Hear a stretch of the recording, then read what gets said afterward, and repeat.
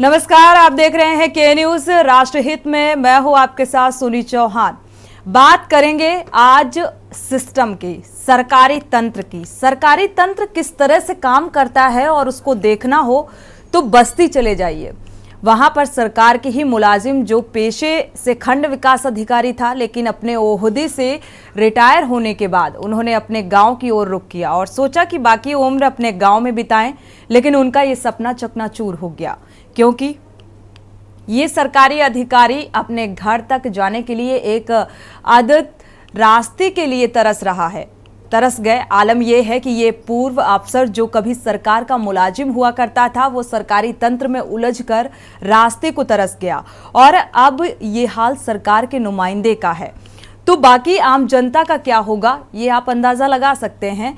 आसानी से इस बात का अंदाजा लगाया जा सकता है। दरअसल बस्ती जिले के रहने वाले हरिराम मौर्य, जो कि पेशे से खंड विकास अधिकारी थे, लेकिन अब रिटायर हुए, तो गांव में पहुंचे तो देखा कि उनके घर तक जाने का जो रास्ता है, वहां रह रहे एक दबंग द्वारा कब्जा कर लिया गया है। थक हार कर इसकी शिकायत पीड़ित ने सदर के एसडीएम से की। एसडीएम ने मामले की गंभीरता को देखते हुए इसके निस्तारण के लिए टीम भेजी, लेकिन दबंग के आगे राजस्व टीम की एक नहीं चली। और जब पूरे घटना की जानकारी राजस्व टीम ने एसडीएम सदर को दी, तो एसडीएम शैलेश दुबे ने मौके पर जाकर खुद रास्ते के विवाद को निस्तारण कराने का राजस्व टीम को आदेश दे दिया। और अगले दिन एसडीएम शैलेश दुबे ने खुद मौके पर पहुंचकर दबंग के द्वारा कब्जा किए गए रास्ते पर किए गए अतिक्रमण को रास्ते से हटाया। वहां के जो प्रधान हैं जब्बार के आदेश जब्बार को दिया गया, प्रधान को जल्द से जल्द इस रास्ते को पक्का कर दिया जाए। साथ ही असल में खेल की शुरुआत यहीं से शुरू हो जाती है। रास्ता पक्का कराने के नाम पर गांव के जो प्रधान जब्बार हैं, पीड़ित हरिराम मौर्य से 50,000 रुपए की डिमांड कर लेते हैं। पीड़ित ने पैसा देने से इनकार कर दिया, तो प्रधान के द्वारा बनाए जा रहे रास्ते को प्रधान ने बंद कर दिया। और इतना ही नहीं, वहां पर इस्तेमाल होने वाले सामान को भी उठवा लिया गया। इसके बाद पीड़ित जो वीडियो है वो लगातार सरकारी अधिकारियों और सरकारी दफ्तरों के चक्कर काट रहे हैं, लेकिन अभी तक पीड़ित पूर्व अधिकारी के रास्ते का समाधान नहीं हो पाया है। और इस पूरी कहानी में एक बात तो साफ है कि जब तक विकास में भ्रष्टाचार रहेगा, तब तक क्या आम और क्या खास किसी की भी समस्या का निदान नहीं हो पाएगा। और ये हाल जब रिटायर्ड हो चुके खंड विकास अधिकारी का है, तो सोचिए जरा कि आम आदमी के साथ आए दिन इन सरकारी दफ्तरों में क्या होता होगा। इसका अंदाजा हर कोई आसानी से लगा सकता है। बेहद अहम खबर, और इसी पर आज हम चर्चा भी करेंगे कि एक खंड विकास अधिकारी जो रिटायर हो चुके हैं, उनकी सुनवाई नहीं हो रही है, तो आम जनता का क्या होगा, इस बात का अंदाजा लगा पाना बेहद ही आसान हो जाता है। वीडियो से हम पूछते हैं तो वीडियो कहते हैं मैंने पैसा दे दिया, स्वीकृत कर दिया, प्रधान से जाइए मिलिए, प्रधान मैं कुछ नहीं जानता, मैं कुछ नहीं करूंगा। और प्रधान जो है कहता है कि हम नहीं बना, वीडियो को आदेश दिए हैं, हम नहीं बने। हाँ, मटेरियल गिरा है और सारा मटेरियल गिर गया है। दो ताली गिट्टी मोरंग सब उठा ले गया है। ये तो नहीं मालूम है साहब हमको। ये 30 और 31 में शुरू हुआ काम। उसी दिन ये घर वाले हमारे घर में घुस के हमारे बहू हमारे लड़के को मारे, और उसके बाद हमने मुंडेरा थाने का FIR दर्ज कराया। उसी का नहीं, तब से काम करा रहा, लेकिन अभी 8-10 रोज से काम बंद किया। प्रधान ईटा उखाड़ने आया था। हाँ, प्रधान 50,000 रुपया मांग रहा था। 50,000 रुपया हमको दीजिए तो हम काम कराएंगे, नहीं तो नहीं कराएंगे। इसीलिए काम कर गए। जेई राजेश मिश्रा ब्लॉक के जो है 5,000 ले लिए हैं, तब जाकर के एस्टीमेट बनाए हैं। 15 दिन दौड़ाए हैं हमको। हाँ, मैं रिटायर वीडियो हूँ, और साहब इतना त्रस्त हूँ मैं, मेरे जान माल का खतरा है। ये लोग हमेशा धमकी देते हैं। रास्ते का विवाद है, और जो विपक्षी है कुछ राम जी का, इनका ही कहना था कि हमारी जमीन भूखदरी कुछ उनकी एरिया आ रही है। वो सिविल कोर्ट में भी मुकदमा दायर किए हुए हैं। उसके लिए मैंने भी एडीओ पंचायत को बुलाया था। हम मंडे को तुम कोर्ट से एकदम वास्तविक क्या स्टेटस है उसको निकलवा लो। इसके बाद मौके की जाँच करा करके एसडीएम सदर से भी वार्ता हो गई है कि जो नियमानुसार उसको 1 सप्ताह के अंदर करके बताएं। प्रधान से भी मेरी वार्ता हो गई है। कि बिल्कुल अगर रास्ता है तो रास्ता बनना चाहिए।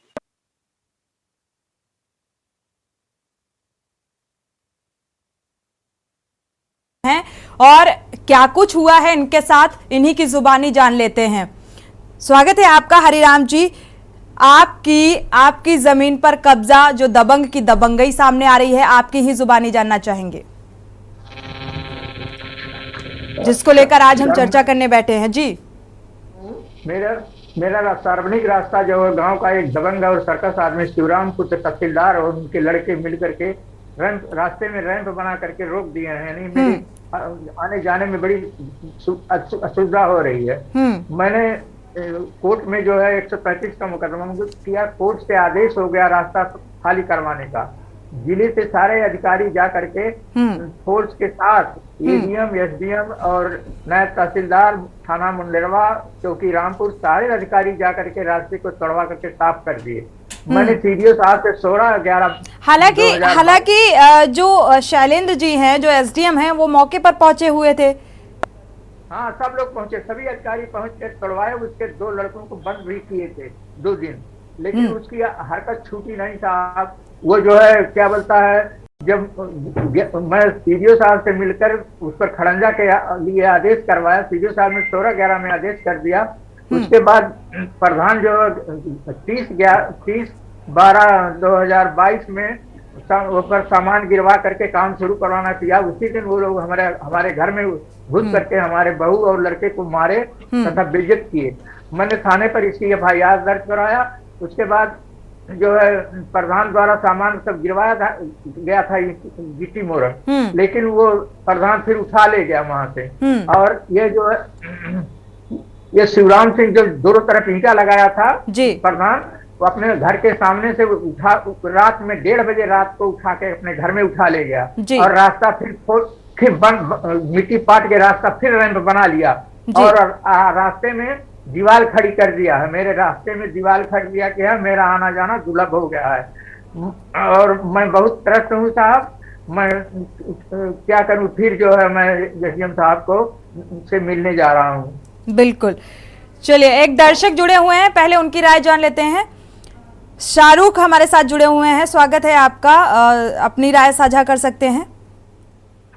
जी मैडम, बिल्कुल मैं बताऊंगा। बस्ती से हूँ, समाज सेवी हूँ मैं बस्ती से। जी, बस्ती का जिला प्रशासन जो है ये रवैया जो इनका है, इस खबर में मैंने देखा भी और बिल्कुल आपको पूरी बताना चाहता हूँ। इसमें मामला ये है कि मैं गया था, इन चाचा जी जो है इनसे मुलाकात भी मेरी हुई थी कि दबंगों द्वारा कब्जा किया गया। इनका न्यायालय में जो मामला भी चल रहा था वो भी पूरी तरीके से इनके पक्ष में है, लेकिन फिर भी राजस्व के और जो है मुख्य विकास अधिकारी की तरफ से कहा जाता है कि मामला न्यायालय में लंबित चल रहा है और कहीं कुछ नहीं, केवल बस एक इनको जो है परेशान किया जा रहा है। प्रशासन कोई मदद नहीं कर रहा है और कुल मिलाकर देखा जाए तो प्रशासनिक लापरवाही और दबंगों की दबंगई। शुक्रिया राय साझा करने के लिए। और ये मसला बेहद गंभीर है और इसीलिए इस मसले को के न्यूज ने उठाया है और इस पर हम चर्चा करने बैठे हैं। हमारे साथ जो पीड़ित हैं वो भी इस चर्चा का हिस्सा हैं, जो आप बीती बता रहे हैं कि किस तरीके से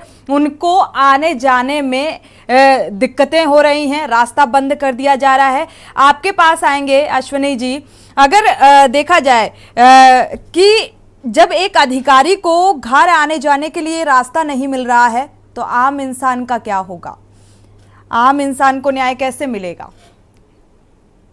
देखिए, कोई अधिकारी हो, रिटायर्ड अधिकारी हो, वर्तमान अधिकारी हो या कोई भी हो, आम जन हो, ये उत्तर प्रदेश के निवासी हैं। इसको हम वर्गीकृत नहीं कर सकते हैं और उनको अगर असुविधा हो रही है उसके लिए सच्चाई यही है कि खेद होना चाहिए और है। आज हम मौर्य जी की बात यहाँ पर चल रही है। मौर्य जी ने अपनी बात मैंने सुना, उन्होंने कहा और आपके माध्यम से जो है यहाँ तक पूरा प्रदेश जो है सुन रहा है। और अभी थोड़ी देर पहले आया तो मैंने आईजी साहब से बात किया है वहां और मुंडेरवा थाना में वो कह रहे हैं न्यायालय में वो है, लेकिन वहां पर ये कहा गया है कि अगर ये जाएंगे, अभी इनको पता चलेगा कि मुंडेरवा के एसओ को आईजी साहब के यहाँ से फोन गया था, तो तुरंत जो है इनके ऊपर अगर कहीं भी किसी ने गलत कार्रवाई करके इनका रास्ता रोका है तो उसको दंडित किया जाएगा। इस सरकार में किसी को छूट नहीं दी जाएगी। ये समाजवादी पार्टी की सरकार नहीं है कि गुंडों को प्रश्रय देती है। अगर कोई भी गलत करेगा, लेकिन गांव का मामला होता है, मैं भी नहीं जानता हूं क्या मामला है, वहां पर नक्शे में रास्ता होगा, सार्वजनिक रास्ता होगा, और मौर्य जी को वाकई जो है न्यायालय में ये गए हैं तो वहां पर साक्ष्य प्रस्तुत करेंगे। इसलिए कुछ बहुत ज्यादा बोलना भी उचित नहीं होगा, ना हमारा ना प्रशासन का। हाँ, इनको अगर कोई प्रताड़ित कर रहा है, इनको अगर किसी से खतरा है, उस पर जरूर कार्यवाही वहां का प्रशासन करेगा।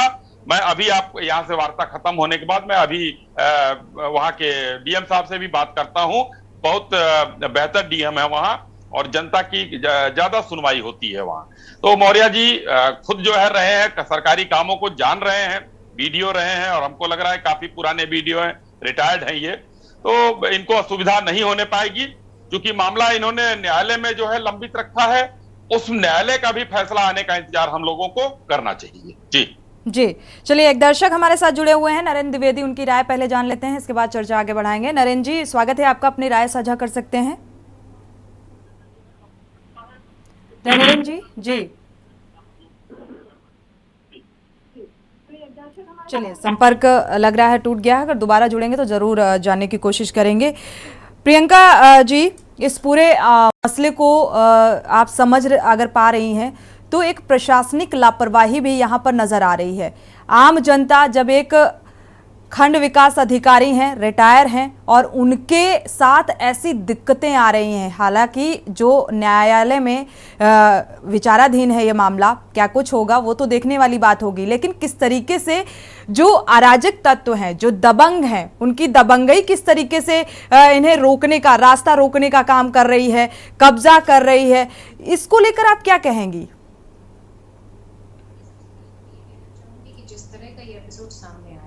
एक बुजुर्ग व्यक्ति को इतनी परेशानी हो रही है। दूसरी चीज मैं ये कहना चाहूंगी कि वो सीनियर सिटीजन है, उनकी बात सुनी जानी चाहिए। और सबसे बड़ी चीज है कि जिस तरह से वहाँ का पुलिस प्रशासन काम कर रहा है कि आज उन्हें अपनी सुरक्षा की भी चिंता हो रही है, ये बड़ा सवालिया निशान है। और ये एक रास्ते का सवाल है जो मुझे लग रहा है कि बहुत जल्दी सॉल्व होना चाहिए था। इतना लंबा उसको खींचा जा रहा है, तो कहीं ना कहीं ये भ्रष्टाचार से भी जुड़ा हुआ मामला हो सकता है। तो इसके बारे में भी एक बार सोचने और विचारने की जरूरत है, बिकॉज अभी ये डिबेट लंबी चलेगी। इस विषय पे इस बिंदुओं पर भी चर्चा होंगी कि किस तरह से भ्रष्टाचार उसमें हो रहा है। क्योंकि एक लीगल मामला है कि अब किसी के घर जाने का रास्ता नहीं है, तो ये तो हो नहीं सकता, ये तो इम्पॉसिबल जैसी चीज है कि घर जाने का रास्ता ही नहीं है, तो वो प्लॉट कैसे बना।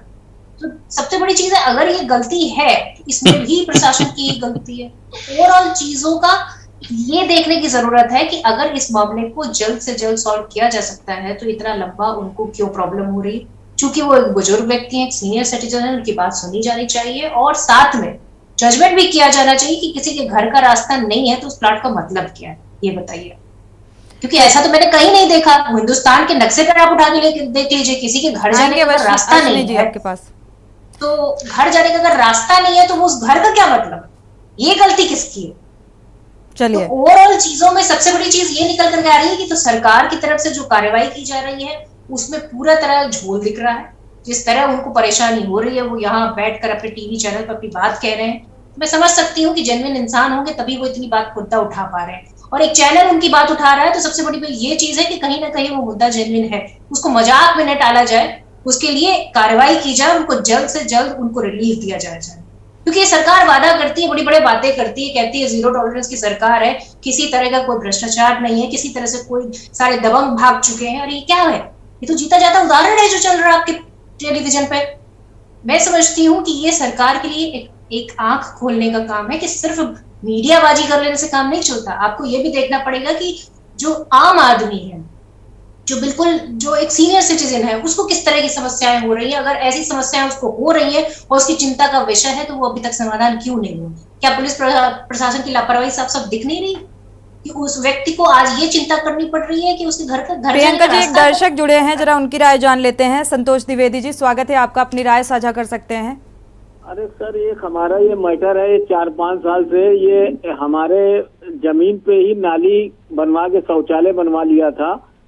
तो उसको हमने न्यायालय में भी, मतलब उन्होंने कहा कि न्यायालय में जाइए, तो हम थाने में गए, राजस्व विभाग के टीम भी आई वहाँ पे, और इन्होंने लेखपाल थे, कानूनगो थे, सभी लोगों ने मतलब गए वहाँ पे, नक्शा देखा, और उसके बाद जो है, हम तो मोबाइल वगैरह टेस्ट वाला चला नहीं पाते हैं जी, तो उसके बाद इन लोगों ने लेटरिन को बनवा लिया अपने यहाँ जी, हमारे के ऊपर मतलब कब्जा करके। और हमारी परिस्थिति ऐसी है ही नहीं, हमारे यहाँ वाइफ खत्म हो गई, 2 साल हो गया जी। तो कुल मिलाकर दबंगों की दबंगई और कहीं ना कहीं एक मनमानी की भी तस्वीर उजागर होती नजर आ रही है। शुक्रिया राय साझा करने के लिए। दर्शक जुड़ सकते हैं और अपनी राय साझा कर सकते हैं, क्योंकि दर्शकों की राय बेहद महत्वपूर्ण है और आम जनता, आम जनमानस से जुड़े हुए मसले के न्यूज उठाता है और इसी को लेकर हम चर्चा भी कर रहे हैं। अश्विनी जी, नरेंद्र जी आपके पास आएंगे, लेकिन उससे पहले अश्विनी जी आपके पास आएंगे। आप कुछ कहना भी चाह रहे थे और साथ ही आप जो दर्शक जुड़ रहे हैं उनके सवाल भी सुन रहे होंगे, क्योंकि सिस्टम पर सवाल उठा रहे हैं। बातें तो सरकार की तरफ से बहुत की जाती हैं। जी जी जी जी, देखिए बहुत सी ऐसी चीजें होती हैं, इसी के लिए न्यायालय बना है, इसी के लिए पुलिस है, इसी के लिए थाना है, इसी के लिए प्रशासन बना है, और सब लोग अपनी फरियाद लेकर जाते हैं वहां और सुनवाई होती है। और कहने के लिए अभी आप अगर उठा लें तो पूरे प्रदेश नहीं, पूरे देश में आपको इतनी समस्याएं मिल जाएंगी कि आप पूरे देश को ही एक आतंक का अड्डा कह देंगी और दबंग और अपराधी कहना शुरू करेंगी। जैसे अभी प्रियंका जी बोल रही थी, प्रियंका जी जैसे उस तरीके से बिहेव कर रही जैसे राहुल गांधी जी सोने का चम्मच लेकर पैदा हुए, तो उनके दल के नेता भी वही व्यवहार करेंगे, उनको भी गेहूं और धान में फर्क नहीं है। तो प्रियंका जी का कहना है कि वो प्लाट कैसे कटा जहां रास्ता नहीं है। प्रियंका जी, वो बनारस और लखनऊ और नोएडा का प्लाट नहीं है, वो एक गांव है। और गांव में अगर आप रही होती तो आपको समझ में आता कि गांव में नाली, नापदान और रास्ते, इसी का बवाल होता है। और हम लोग गांव से हैं, इसलिए हमको पता है। आप प्लाट कटवा रही हैं उस गांव में, बार कांग्रेस के लोग चले आते हैं राजनीति करने, और ऐसी जगह इतनी ओछी राजनीति करने चले जाते हैं, और इस ओछी राजनीति का परिणाम ये होता है कि वर्ग संघर्ष की नींव डालते हैं ये लोग। ये लोगों को कुछ पता ही नहीं है। आपको नहीं, आप कौन से गांव में नाली का विवाद नहीं है। प्रियंका जी सुन लीजिए पहले। प्रियंका जी अगर गांव में रहती है तो आपको पता होना चाहिए, आप लोगों को शर्म आनी चाहिए।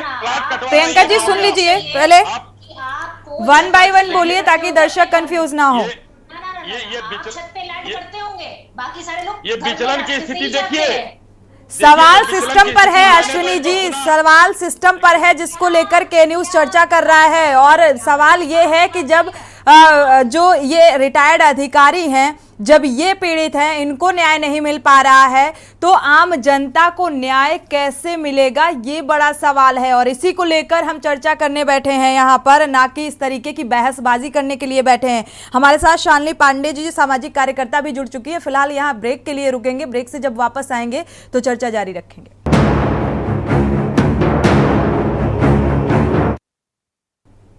ब्रेक से वापस आ रहे हैं, चर्चा सवाल सिस्टम पर कि किस तरीके से एक जो सीनियर सिटीजन है उसका रास्ता दबंग रोक देते हैं, और एसडीएम के पास ये पावर होती है कि उस रास्ते को खुलवाया जा सके। लेकिन सवाल यही है कि आखिर ऐसा क्यों नहीं हो पा रहा है, सवालिया निशान यहाँ पर यही है। और इसीलिए के न्यूज़ इस मसले को उठाकर चर्चा कर रहा है। खास मेहमान हमारे साथ लगातार जुड़े हुए हैं, सपा नेता नरेंद्र सिंह जी जुड़े हुए हैं। शालिनी जी आपके पास आएंगे, उससे पहले नरेंद्र जी आपके पास आएंगे, क्योंकि अगर देखा जाए तो एसडीएम के पास ऐसी पावर भी होती है, रास्ता रोक दिया गया लेकिन वो खुलवा सकते हैं। क्या वजह है जो कार्रवाई नहीं हो रही है? और साथ ही सेक्शन 133 के तहत एसडीओ कोर्ट में आवेदन भी दे सकते हैं, रास्ता खाली करवाने रास्ता खाली करवाने की डिमांड भी कर सकते हैं, ये भी प्रावधान है।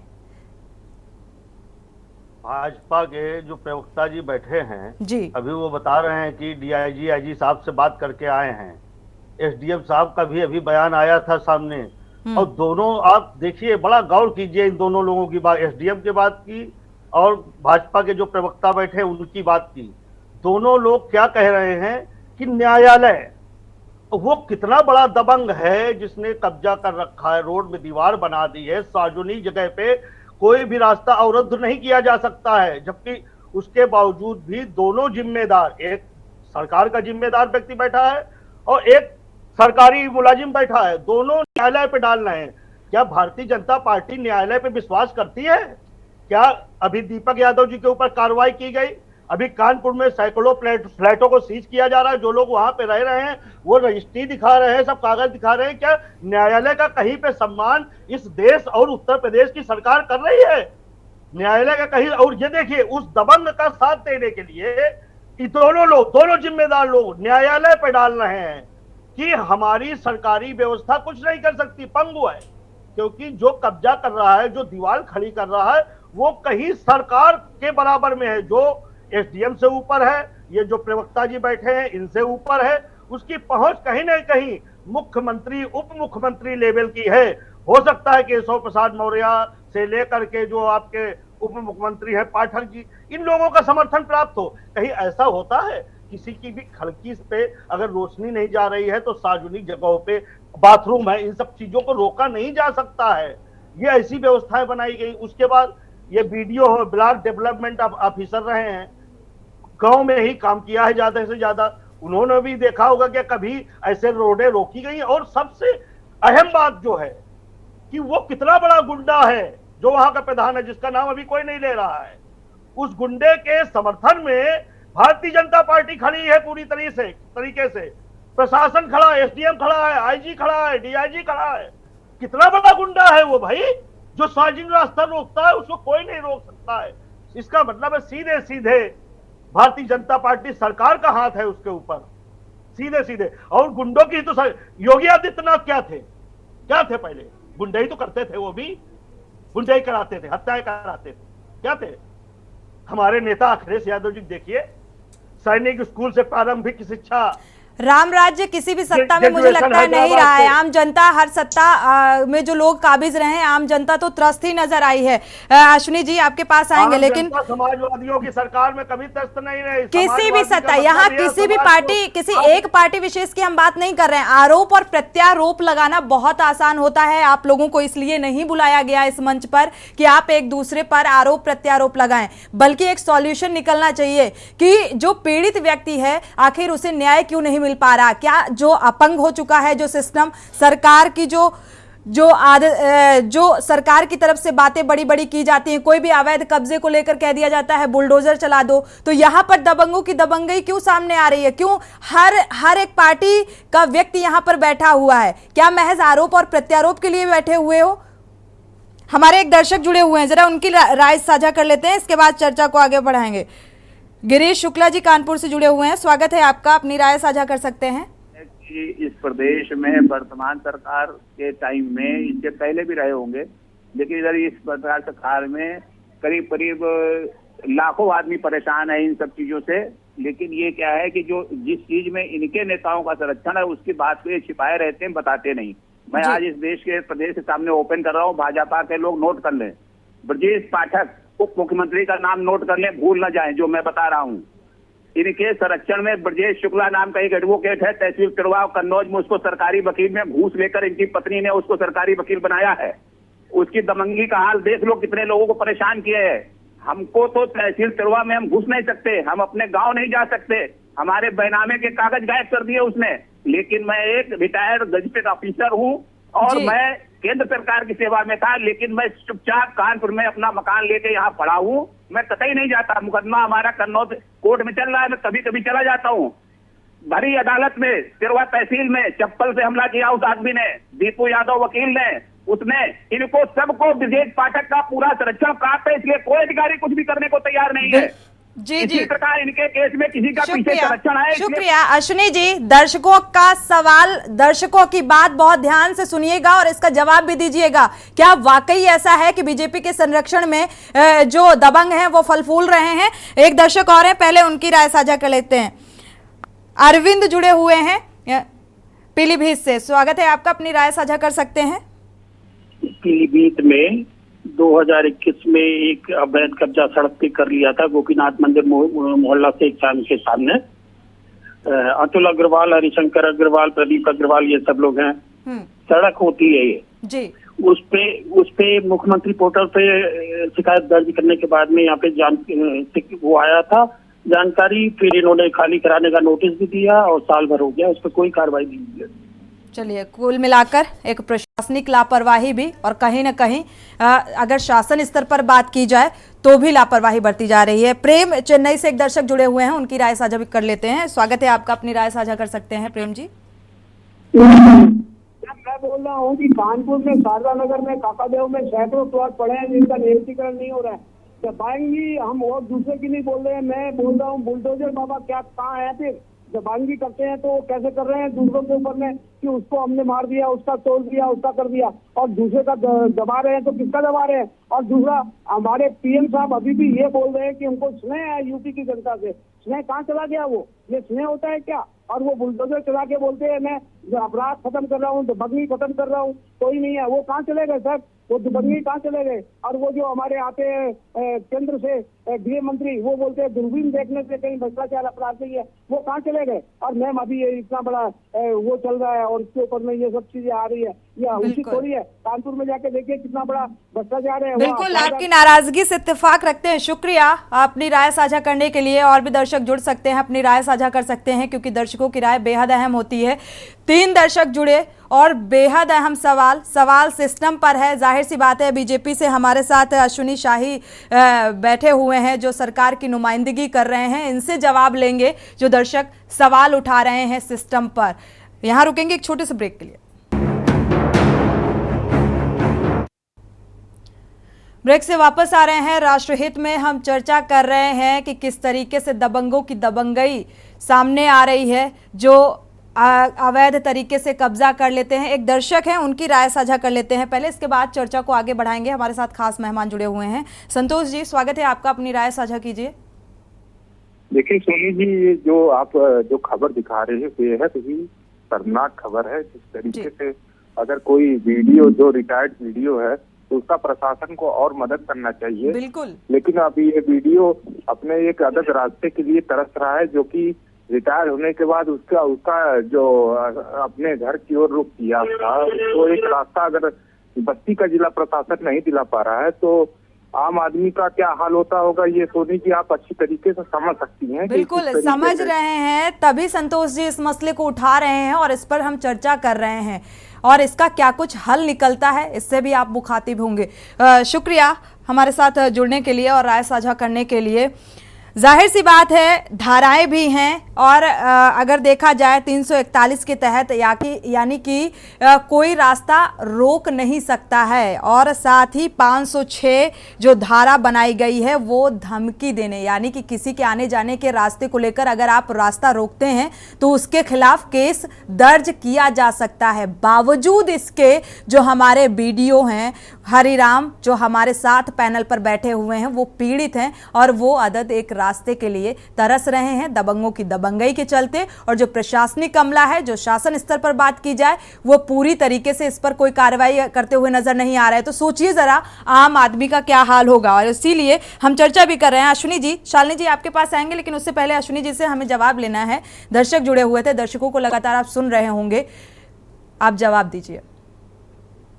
जी सुन रहा हूं। देखिए, मैंने कहा कि ये जो है मामला, जो मौर्य जी हैं, इनका मामला जो है वहां पर न्यायालय में भी है, और न्यायालय के नाम पर अभी एक हमारे गुंडा पार्टी के सदस्य को अभी 15 मिनट चिल्लाते रहे, उनको भी मैंने सुना। तो ये उन लोगों की बात नहीं, राजनीतिक विषय नहीं है ये विषय सेंसिटिव है। विकास दुबे को क्यों मार दिया?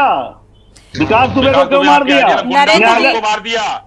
नरेंद्र जी, मसला बेहद गंभीर है जिसको लेकर हम चर्चा कर रहे हैं, ना कि आपने क्या किया और बीजेपी ने क्या किया, सपा ने क्या किया, कांग्रेस ने क्या किया। हम इस पर चर्चा करने के लिए नहीं बैठे हैं, हम आम जनता के लिए बैठे हैं, आम जनता की समस्याओं के लिए बैठे हैं। नरेंद्र जी, सम्मान क्यों नहीं किया था? मैं न्याय की बात कर रहा हूं, मैं कोर्ट की न्यायालय की बात कर रहा हूं। नरेंद्र जी, ऐसे मसले बहुत हैं। नरेंद्र जी, हम जिस मुद्दे पर हम बात कर रहे हैं उसी पर वापस लौटें। हरिराम जी हैं, हरिराम जी बैठे हुए हैं, उनको न्याय कैसे मिलेगा उस पर हम बात कर लें। नरेंद्र जी, नरेंद्र सिंह जी, आप सुन लीजिए, अश्विनी जी को सुन लीजिए, इसके बाद आपके पास आएंगे, तब आप जवाब दीजिएगा। आपने न्यायालय का करेंगे तो मुकदमा दर्ज होगा, उसके बाद भागते रह जाओगे। ये ठाकुर जो लिख रहे हो ना, नाउ ठाकुर जो भी हो, तो समझ में आ जाएगा तुम्हारे। गिराया तब क्यों नहीं शब्दों की मर्यादा में रहकर, शब्दों की मर्यादा में रहकर आप कुछ भी कहिए, क्योंकि दर्शक देख रहे हैं, आम जनता देख रही है, क्या कुछ प्रभाव जाएगा आप बेहतर समझ सकते हैं। अश्विनी जी, नरेंद्र जी, सम्मानजनक शब्द का प्रयोग करो। नरेंद्र जी पहले सुन लीजिए। बुला लेती है, गुंडा टाइप के एलिमेंट आ जाते हैं, न्यायालय पे डाल बहस देंगे। करने नहीं जब आती न्यायालय है का लोगों सम्मान को। नहीं करोगे तो दिन दहाड़े हत्या कर देंगे, तब न्यायालय का सम्मान नहीं करेंगे। आप एक रीजनल टेलीविजन में बैठकर इस तरीके के शब्दों का इस्तेमाल कर रहे हैं, बेहद शर्मनाक है ये। नेशनल टीवी में बैठकर इस तरीके की बातचीत नहीं की जाती। दर्शक आपको देख रहे हैं। नरेंद्र जी, नरेंद्र जी, जो नेता है वो गुंडाई से उनका शुरुआत। नरेंद्र जी प्लीज, अश्विनी जी की बात सुन लीजिए, इसके बाद कैसे बता सकते हैं वो गुंडे हैं समाजवादी पार्टी के? भारतीय जनता पार्टी खुद झूठी और गुंडी पार्टी है। ब्रजभूषण शरण सिंह के ऊपर आज तक एक्शन नहीं हुआ। नरेंद्र जी पहले अश्विनी जी को सुन लीजिए, बात तो पूरी सुन लीजिए। तो वो गुंडा बताएंगे? गुंडी पार्टी खुद उनकी गुंडी पार्टी है। शब्दों की मर्यादा में रहकर बातचीत कीजिए। यहाँ पर हम इसलिए नहीं बैठे हैं, इस पर हम चर्चा करने नहीं बैठे किसकी पार्टी क्या थी। क्या थे? चलिए, हमारे साथ शालिनी पांडे जी सामाजिक कार्यकर्ता हैं। शालिनी जी आपके पास आएंगे। अगर देखा जाए, वीडियो है, हरिराम जी रिटायर्ड हैं और रास्ते के लिए अब तरस रहे हैं। इनको घर जाने तक का रास्ता नहीं मिल पा रहा है दबंगों की दबंगई के चलते। इस पर क्या कहेंगी? बेहद देखा जाए तो ये दुर्भाग्यपूर्ण भी कहा जाएगा कि जब एक रिटायर्ड कर्मचारी जो हरिराम जी हैं उनके साथ इस तरीके का जो अन्याय हो रहा है, तो आम जनता को न्याय की उम्मीद कैसे करेगी आम जनता? ये भी बड़ा सवाल है। सिस्टम पर सवाल उठना लाजमी हो जाता है। ये चिल्ला रहा है, ये आदमी कौन है? ये सोनी जी, ये महानुभावों से कह दीजिए थोड़ा सा चुप हो जाए तो। नरेंद्र जी, जो समस्या है जिस पर डिस्कशन होना है, नरेंद्र जी डिबेट को डिरेल मत करिए, शांत हो जाइए, पहले बातचीत सुन लीजिए, इसके बाद जवाब दीजिएगा। 1 बाय 1 सभी को मौका मिल रहा है बोलने का, और हम जिस मसले को लेकर चर्चा कर रहे हैं उसी पर रहें तो बेहतर होगा। आप देखिए, जिस समस्या को लेकर इस आपने ये जो मुद्दा उठाया है, उस मुद्दे पे डिस्कशन होने के बजाय बाकी सारी चीजें हो रही हैं। और ये पॉलिटिकल पार्टीज का ये बहुत बड़ा ये क्या कहते हैं वो है कि कभी इस पाले में कभी उस पाले में। जी, समस्या पे डिस्कशन नहीं कर रहे हैं। डिस्कशन किस पे हो रहा है कि कौन गुंडा था, कौन गुंडा नहीं था। और गुंडे और दबंगई की बात तो वो पार्टी करी जिसका इतिहास तो हम सब लोग बहुत बेहतर तरीके से जानते हैं कि उन्होंने अपने समय में क्या किया है। देखिए, इसमें पूरी तरीके से प्रशासन फेल है। बिल्कुल, हम सब लोग बहुत समय से ये देखते चले आए हैं। जब योगी आदित्यनाथ जी सांसद थे गोरखपुर में, तब भी उन्होंने वहां पर दबंगई और गुंडई के लिए अपना भरपूर एक्शन लिया है, और जितने गुंडे दबंग थे सब उनके अंडर कंट्रोल में थे। और उत्तर प्रदेश सरकार आज भी वही काम कर रही है। आज भी भू माफियाओं को उनके कड़ी सजा उनको मिल रही है, उनकी पनिशमेंट मिल रही है। जिसकी समस्या है उसको भी उसका निस्तारण मिल रहा है। तो ऐसा नहीं है कि सरकार काम नहीं कर रही है, सरकार अपना काम कर रही है। बस ये समस्या आ रही है कि शासन इसमें विफल हो रहा है, शासन इसमें पूरी तरीके से एक्शन नहीं ले पा रहा है। जो हरिराम जी की जो समस्या है, जैसा कि उन्होंने बताया कि अभी हम लोग वीडियो में भी देखा है कि न्यायालय में ये सारी समस्याएं चल रही हैं। तो देखिए, हर चीज का एक प्रोसेस होता है, उस प्रोसेस में समय लगता है। दूसरी चीज, गांव का जो एरिया होता है वो यहाँ अर्बन एरियाज की तरह तो होता नहीं है कि प्रॉपर एक जमीन अलॉट कर दी जाती है कि इधर नाली बनेगी, इधर रास्ता बनेगा। वहां पर जिसको जैसे समझ में आता है, जिसकी जहाँ पे जमीन होती है वो उस तरीके से अपना घर बनाता है। तो कहीं ना कहीं ये सारी समस्याएं आए दिन वहां पर होती रहती हैं, लेकिन उसका निस्तारण भी उसी तरीके से होता है। हाँ, ये जिन्होंने दबंगई करी है, इसका इनको पनिशमेंट जरूर मिलेगी। मुझे ऐसा लगता है कि ये ऐसा नहीं है कि योगी जी इस मामले को देखेंगे नहीं और इस मामले का निस्तारण नहीं होगा, क्योंकि अधिकारी भी उनसे उसी तरीके से डरते हैं जिस तरीके से दबंग डरते हैं। तो ये ऐसा नहीं है कि लेकिन यहाँ पर कहीं ना कहीं मौलिक अधिकारों का हनन होता नजर आ रहा है। इसी को लेकर हम चर्चा भी कर रहे हैं। प्रियंका जी आपके पास आएंगे। जाहिर सी बात है, ऐसे में दबंग के खिलाफ तो कार्रवाई होनी ही चाहिए। जिस तरीके से रास्ता रोका गया, कोई भी किसी के रास्ते को नहीं रोक सकता है। देखिए बिल्कुल सही बात आप कह रही हैं कि जिस तरह से अभी भारतीय जनता पार्टी के प्रवक्ता हवाई बातें कर रहे थे कि गांव में रास्ता ही नहीं होता। गांव में एक प्रोसेस होता है, उसके थ्रू सब चीजों का सोल्यूशन होता है, पर इन्हें इसको कोर्ट में जाना पड़ा और कोर्ट में ये केस कब तक लंबित रहेगा। और अगर कोई रसूखदार व्यक्ति है तो इनको लगातार परेशान करता रहेगा, पैसा खर्च करेगा, अपना सोर्स का इस्तेमाल करेगा। और आप ये बताइए कि अगर वो व्यक्ति गलत है तो उसका निस्तारण तुरंत क्यों नहीं हो जा रहा उनकी समस्या का। किसी के घर जाने का अगर रास्ता जायज है तो उसे देना चाहिए। इसमें उसको कोर्ट जाने की जरूरत क्या है? अगर वो कोर्ट जा रहा है तो इसका मतलब आपकी सरकार कहीं फेल है, आपका प्रशासन पूरी तरह से फेल है, क्योंकि जो काम सही है उसको हो जाना चाहिए। कोर्ट के जरिए वो अगर साल भर केस लड़ेगा, 2 साल केस लड़ेगा, आपको पता है कोर्ट में कितने केसेस होते हैं। एक व्यक्ति के घर जाने का रास्ता नहीं है, उसकी समस्या तुरंत की है और उसको आगे 10 साल बाद अगर उसको कुछ फायदा मिलेगा भी तो क्या। आप इनकी उम्र देखिए, सीनियर सिटीजन है, इनका जो प्रॉब्लम है वो क्यों नहीं सॉल्व कर रहे हैं। आपने इतने पोर्टल बना रखे हैं, आपने इतने तरीके बना रखे हैं, उसके बावजूद भी किसी की सुनवाई नहीं, उसको कोर्ट जाना पड़ रहा है। फिर आपका काम क्या है? फिर वाई और अपने आप को प्रमोट क्यों करते हैं कि आप ये कर रहे हैं, आप बुलडोजर बाबा हैं, आप पोर्टल बना रखे हैं, उस पर समस्याओं का समाधान हो रहा है। कहाँ हो रहा है समस्या का समाधान? अगर हो रहा होता तो इन बुजुर्ग व्यक्ति को इस तरह से परेशान नहीं होना पड़ता। और आप बताइए कि गांव में क्या घर जाने का रास्ता नहीं होता? ये जो अश्विनी जी बैठे हैं, इनकी बुद्धि मती मारी गई है क्या कि घर जाने का रास्ता ही नहीं होता? मजाक की भी हद होती है। किसी भी प्रॉब्लम को आप राहुल गांधी से नहीं जोड़ सकते, किसी भी प्रॉब्लम को आप प्रियंका गुप्ता से नहीं जोड़ सकते।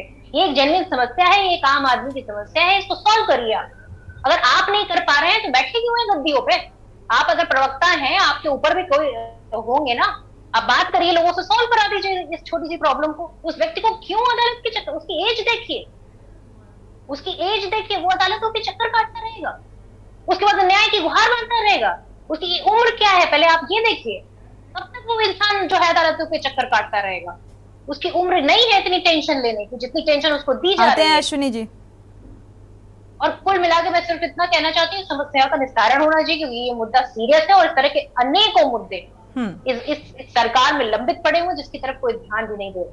और इसमें पूरी तरह से प्रशासन उसकी हेल्प कर रहा है, जो भी दबंग है उसकी पूरी तरह से हेल्प कर रहा है। अगर नहीं कर रहा होता तो ये मुद्दा कब का सॉल्व हो जाता। चलिए, जहां के मसले को लेकर हम चर्चा कर रहे हैं प्रियंका जी, सुरेश मौर्य जी हैं, बस्ती से जुड़े हुए हैं हमारे साथ, उनकी राय साझा कर लेते हैं। स्वागत है आपका सुरेश जी, राय साझा कीजिए।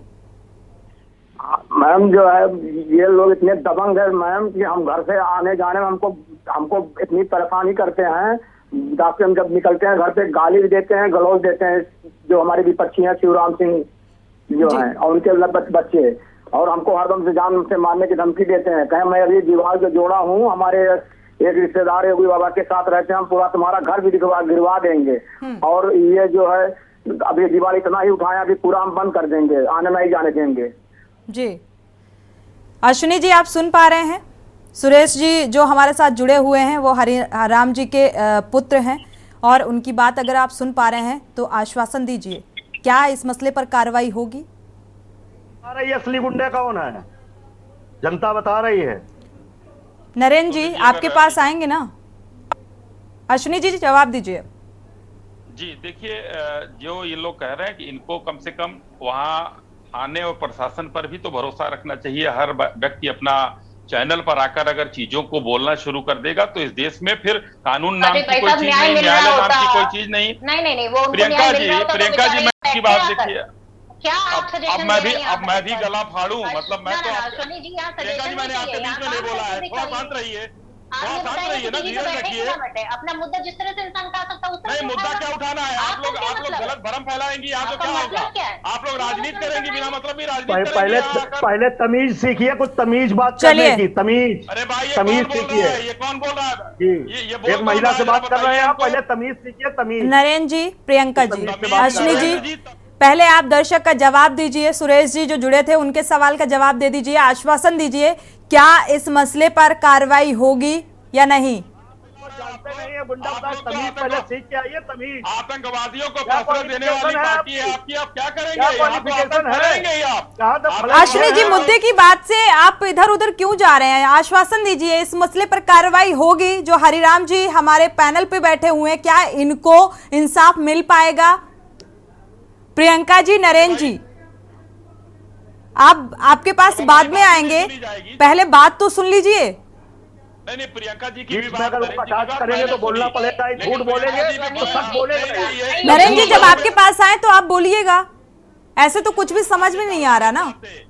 ये समाजवादी पार्टी वाले गुंडे और कांग्रेस के लोग तो उच्च विचार वाले है ही हैं। शहरों में प्लाट काटते हैं, आपका चेहरे से ही गुंडा मानसिकता सिंह के चेले, चम्मच लेके ये भी पैदा हुई सिंह के चेले। हमको लग रहा है कि राहुल गांधी तो पैदा हुए थे, यानी कि शहर में रहे थे, गांव में उनको भी। चलिए आप लोग आपस में बहस करें, इससे अच्छा है जो पीड़ित हमारे साथ हरिराम जी बैठे हुए हैं उनके पास चलते हैं। हरिराम जी जो दबंग हैं, जिनकी दबंगई के चलते आप परेशान हैं, क्या उनकी दबंगई के बारे में आप चर्चा कर सकते हैं, बता सकते हैं कौन है और किस तरीके से आपको परेशान कर रहे हैं?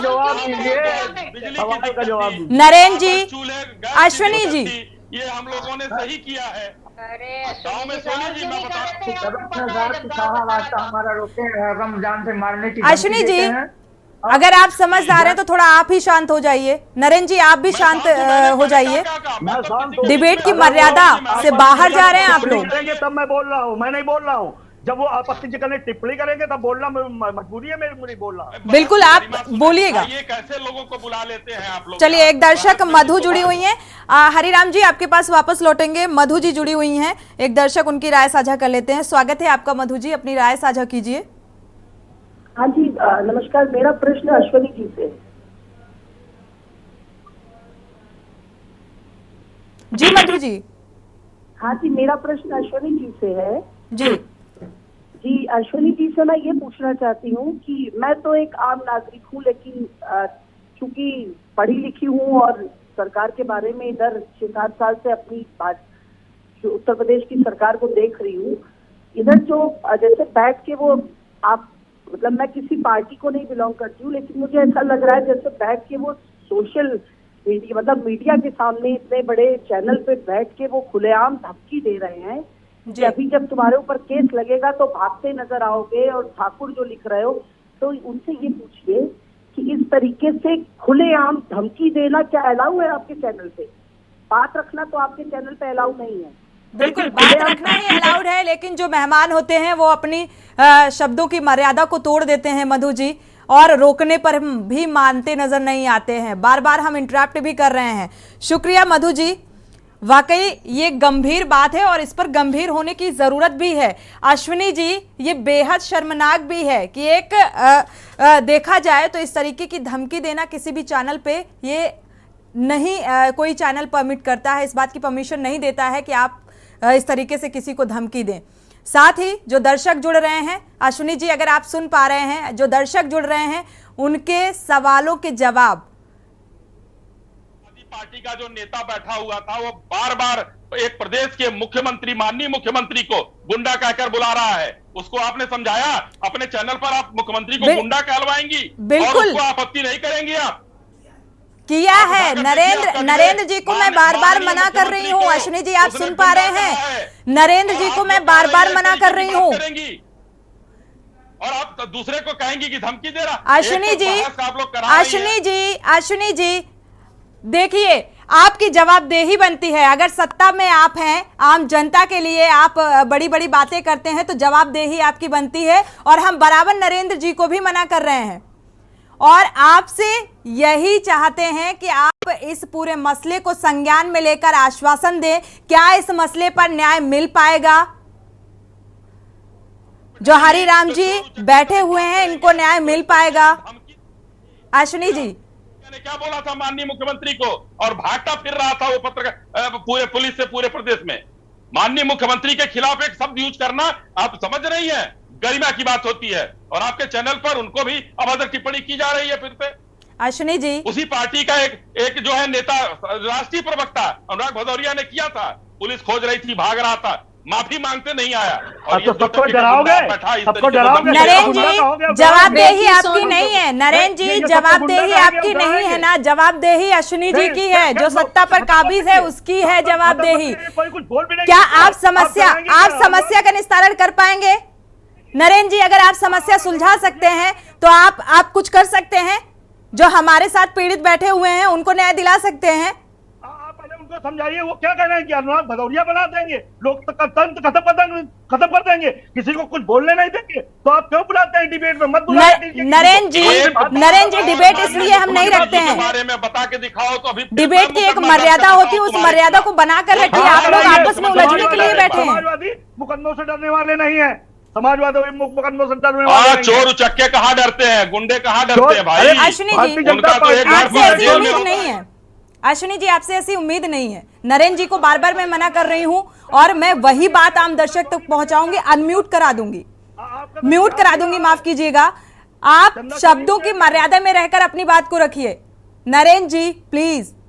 अश्विनी जी सोनी जी देखिए, सोनी जी मर्यादा ये लोग तोड़ रहे हैं और मुझे सबक मिल रहा है। बहुत अच्छा है भाई, बहुत शानदार आपने अश्विनी जी ऐसे गरिमा, ऐसे जो है सरस्वती विहीन लोगों के साथ बहस में बैठना मैं उचित नहीं समझता हूँ। कितना पढ़े लिखे हैं इन लोगों से बहस कराइए। नरेंद्र जी क्या क्वालिफिकेशन है? नरेंद्र जी आप यहाँ क्वालिफिकेशन पूछने के लिए बैठे हैं या किसी पीड़ित को न्याय दिलाने पर हम चर्चा कर रहे हैं? जवाबदेही क्या आपकी है? आप न्याय दिलाएंगे? हम अपनी बात रख रहे हैं। नरेंद्र जी ये बिना उसके ये क्यों बनाने की धमकी देंगे आप? ये स्वान की तरह क्यों जो है कर रहे हैं भाई? क्या बात है? जनता के सामने क्यों कर रहे हैं किसी को? नरेंद्र जी प्लीज शांत हो जाइए। कि हम आपको, आप लोग मुद्दे पर बात नहीं कर रहे हैं। नरेंद्र जी खत्म करेंगे, आप किसी को नरेंद्र जी को म्यूट कर दीजिए, नरेंद्र जी को म्यूट कर दीजिए।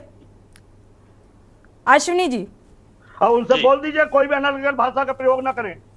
अनर्गल भाषा करोगे तो तुमसे दूना करूंगा, शांत रहोगे तो नहीं, आप करेंगे तो मैं जवाब जरूर दूंगा। चलिए जवाब देना बीच में मत बोलो भाई, जब तुम्हारा टाइम आएगा तो बोल लेना, जब तुम्हारा टाइम आएगा तो बोलना।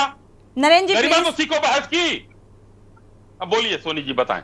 जी अश्विनी जी अब इस पूरे मसले को लेकर पीड़ित जो हमारे साथ बैठे हुए हैं हरिराम जी, इनको क्या न्याय आप दिला पाएंगे? आश्वासन दीजिए। देखिए इनको दो बातें हैं, एक तो इनका मामला न्यायालय में है जी, तो न्यायालय का या तो मामला वहां निस्तारित करा दे। दो मामले यहाँ पर हैं अभी जो जैसा मैं सुन पाया। मौर्य जी अपने रिपोर्ट लगाया, वहां से मामला साफ है, कुछ नहीं है। अच्छा, न्यायालय में आपका अगर मामला नहीं चल रहा है तो आप फिर से सक्षम अधिकारियों के पास एक बार जाइए और वहां पर आपको न्याय मिलेगा। ये योगी सरकार में किसी के साथ अन्याय नहीं होगा। और दबंग शब्द का यूज सुन, एक मिनट मौर्य जी, मौर्य जी आप देखिए, उत्तर प्रदेश में इस समय कोई दबंग नहीं है। दबंग कौन है? प्रशासन दबंग है, माननीय मुख्यमंत्री जी हैं दबंग। कोई भी किसी की दबंगई नहीं चलेगी।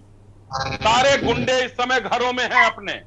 कोई गुंडा अगर न्यायोचित काम अगर नहीं करेगा, उल्टा करेगा, समाज के साथ किसी को सताएगा, तो उसके साथ पूरा प्रशासन, पूरा सरकार खड़ी है और आपको न्याय मिलेगा। आप कह रहे हैं कि न्यायालय में मुकदमा नहीं है, तो ठीक है, अच्छी बात है। आप फिर पुलिस प्रशासन के पास जाइए, आपको न्याय मिलेगा। आपको डीएम साहब क्या न्याय मिलेगा? हरिराम जी, और अगर कोई दबंग आपको परेशान करता है, हाँ, वास्तविक में वो सहन में राह होना चाहिए या सार्वजनिक रास्ता होना चाहिए, वहां कोई दावपेच कानूनी न हो, तो आपके साथ प्रशासन जरूर खड़ा रहेगा, आपकी बातें सुनेगा, क्योंकि आप सरकारी अधिकारी रहे हैं तो आपको जानकारी होगी और आप गलत नहीं लड़ रहे होंगे। इसलिए फिर से आप एक बार दोबारा प्रयास करिए और मैं आपको आश्वासन देता हूं कि आपके साथ न्याय होगा। अगर न्यायालय में आपका हरिराम जी, अश्विनी जी की बात आपने सुनी, उन्होंने कहा है कि ये जो योगी सरकार है वो उसमें दबंग केवल जो प्रशासनिक अमला है, शासन स्तर पर जो लोग हैं वो दबंग है, ना कि और कोई दबंगई नहीं दिखा सकता। इस बात से कितना सहमत है और साथ ही आपको न्याय की उम्मीद क्या है? हरिराम जी, न्याय की उम्मीद कोई दिखाई नहीं पड़ा। अधिकारी जो है सब कोई साथ नहीं दे रहा। सब अधिकारियों का क्या कहना है? आपने लेकिन मेरा साथ कोई नहीं दे रहा है जी। अधिकारी क्या कह रहे हैं? रास्ता खुला था लेकिन वो फिर बंद कर लिया है। रास्ता खुला था, बंद हो गया। अधिकारियों ने कुछ आश्वासन कुछ कहा होगा ना? अब अधिकारी कुछ नहीं कल बुलाए हैं डीएम साहब हमको जी कि अपना सारा कागज दिखाइए। कागज कुल सारे कागज हमारे पक्ष में है साहब, उसके पास कोई कागज नहीं है। जी, तो क्या लगता है दबंग के दबाव में आकर जो प्रशासनिक अमला है वो काम नहीं कर रहा है, कार्रवाई नहीं कर रहा है?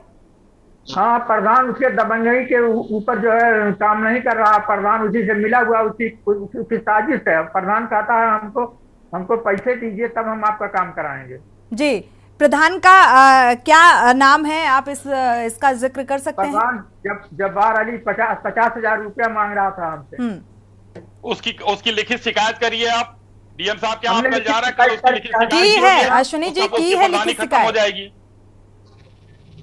जी अश्विनी जी, पूरे मसले को लेकर आपने जाना समझा और जो डिरेल हुई डिबेट, साथ ही आप अभी जो सुन रहे हैं हरिराम जी की बात कि लिखित शिकायत भी दी गई, सब कुछ जो प्रशासनिक अधिकारी हैं वो भी न्याय की बात तो कर रहे हैं लेकिन न्याय मिलता नजर नहीं आ रहा। उम्मीद भी नहीं है इन्हें कि अब न्याय मिलेगा भी।